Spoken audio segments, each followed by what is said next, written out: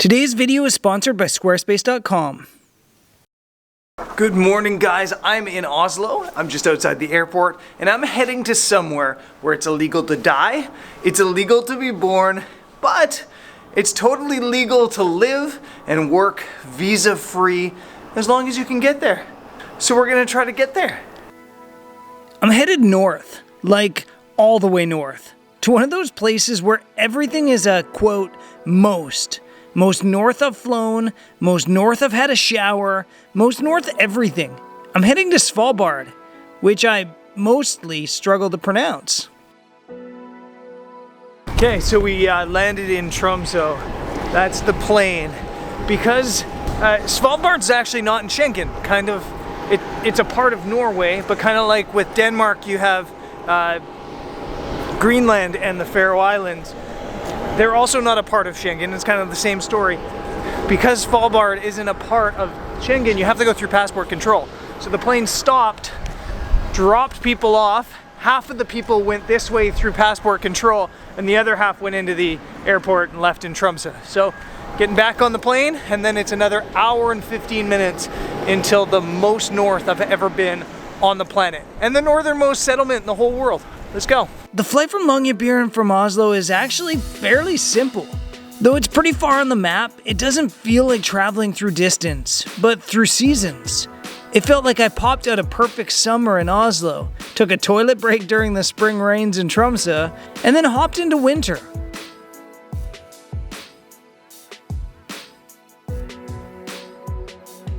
When I landed in Longyearbyen, I realized I knew nothing. I didn't even know how to get into the city. Luckily, I randomly followed a bunch of people out the door and found a bus that dropped me off at my hotel.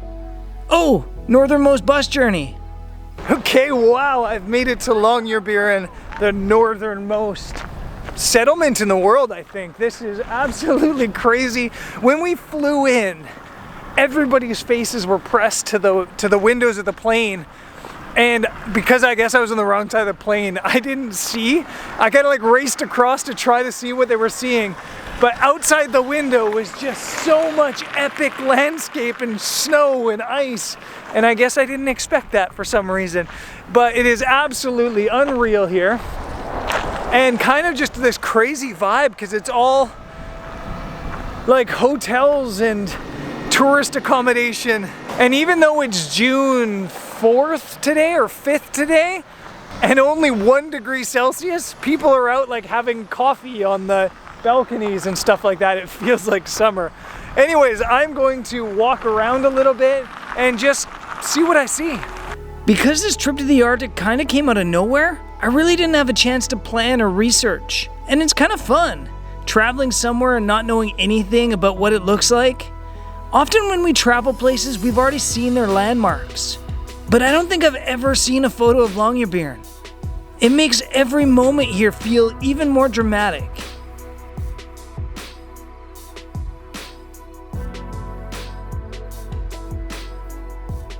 So I've just hiked up to the church up above Longyearbyen because I just wanted to have a wander and see what town's like, and it's weird. It's very strange. It's quiet. It's cool. It kind of reminds me actually of these towns you get in really rural China where there's absolutely nothing around, and then out of nowhere you've got all these huge skyscrapers full of population density because they've just like shipped people in for probably geopolitical reasons, or sometimes because of tourism, because there's something of the touristic nature around, like here in Svalbard. I wanted to go to the edge of town because I was curious to see if there was a fence, because apparently as a tourist you're not allowed to leave the town boundaries without a guide, and that's because there's over 3,000 polar bears in the area on the islands. Apparently they don't come into town. Apparently they know the political boundaries of town and don't come in. Maybe there's a fence, I don't know. But as a regular tourist, you're not allowed to leave the boundaries of town. So I wanted to wander to the edge of town.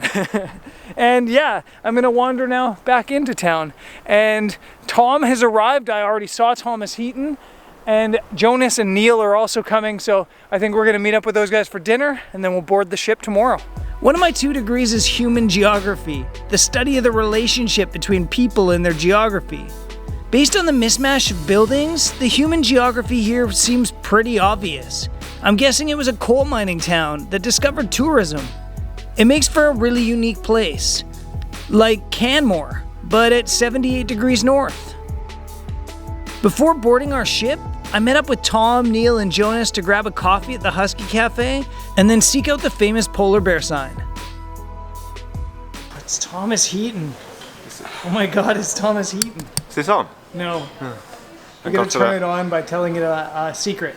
Well, the thing is, if you were recording, I'd obviously have to have you sign a release form and pay me $50 per minute of footage used. That's 20 seconds, that's all the money we have.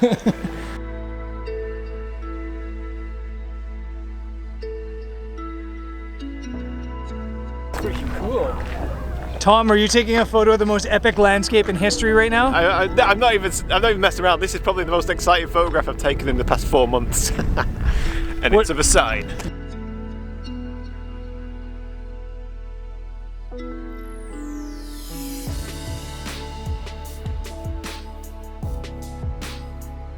We just passed the polar bear warning sign, so I think officially I'm breaking the rules. I'm past town limits. Apparently the rule is you can't leave town limits without a guide or a gun. Yeah, it's a little bit intense.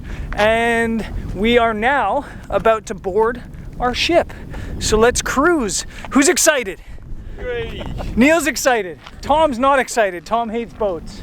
Wow! Did you see that, YouTube? I have to say, it's good to be back adventuring with Tom, even if he does keep copying my camera gear.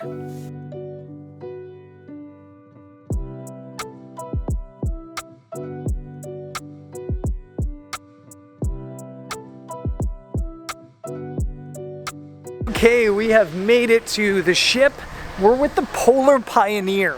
I'm really excited about this because this is an academic class ship. I don't remember how many they made of these, like 11. But when I went to Antarctica the first time, I was on one of these ships.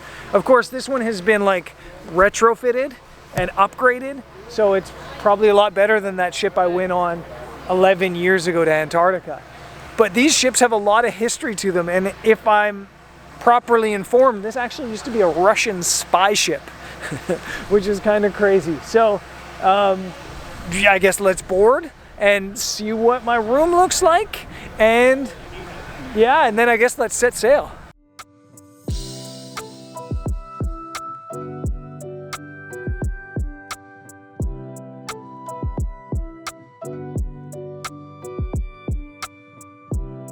Okay, so I made it into my room.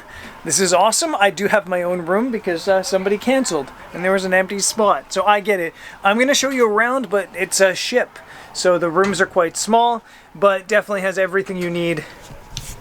So got a desk here. Don't know what's in there. Shelf space. I've got a window out to the great outdoors. And I have bunk beds. But since I'm not sharing, I guess I'll be sleeping on the bottom bunk. There's some closet space. There's actually quite a bit of closet space. I can hide my suitcase under here. There's closet space under the bed. There's a big closet here.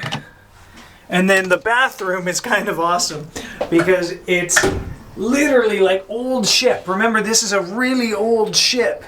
So you've got the pipes right here, toilet, and then the shower is right next to the toilet. And then there's like a space heater right at your feet at the shower. So awesome. It's actually a bigger room than I expected, if I'm being totally honest. And I'm super excited for this. I can hear them getting prepared with the anchor and stuff. Send us away. I think we have a safety briefing, and then we're setting sail.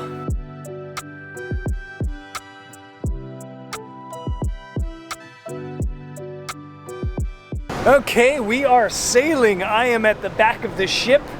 Longyearbyen's over there, and we're cruising. I tend to vlog, you know, like 3 or 4 days together, but I think on this trip, because it's new to me, I might vlog every single day. So there might be 7 episodes to 10 episodes coming out of Svalbard, which will be amazing, I hope, and I'm excited to be here. Peace. Let me tell you quickly about today's sponsor. Squarespace is an amazing place for photographers and bloggers to build a really professional looking website really quickly and easily. It has a lot of templates that make it simple to get started. You have great resources too, like members only areas, easy to build stores for selling arts and even services. Of course, there's also lots of other great tools for creators such as a logo maker and in-depth analytics. So if you're looking for a photography website or portfolio, head to squarespace.com/BrendanVanson for a 10% discount on your first purchase. Link in the description.